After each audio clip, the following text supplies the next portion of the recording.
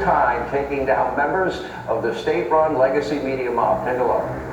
President Trump has always been the hardest working man in politics. I think that's been proven over the past week. This president has again signed more than 300 executive orders. He's taken historic action. I gavelled aboard Air Force One to mark the first 100 days of this administration, 4 p.m. last Friday, our first 100 hours rather. And this president did more in the first 100 hours than the previous president did in the first 100 days. The past 4 years, we've seen the Biden administration spend money like drunken sailors. It's a big reason we've had an inflation crisis in this country, and it's incumbent upon this administration to make sure, again, that every penny is being accounted for honestly. This administration is taking into consideration how hard the American people are working, and their tax dollars actually matter to this administration. DOJ and OMB also found that there was about to be 50 million taxpayer dollars that went out the door to fund condoms in Gaza. That is a preposterous waste of taxpayer money.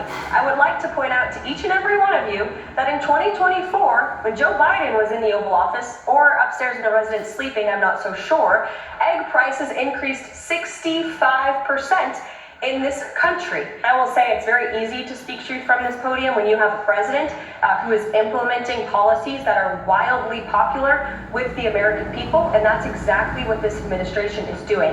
It's correcting the lies and the wrongs of the past 4 years, many of the lies that have been told to your faces in this very briefing room. I will not do that. But since you brought up Truth Seek, I would like to point out, while I vow to provide the truth from this podium, we ask that all of you in this room hold yourselves to that same standard. By the way, she absolutely crushed it. A little shock and awe for the mainstream media mob. What a difference, by the way, a week makes.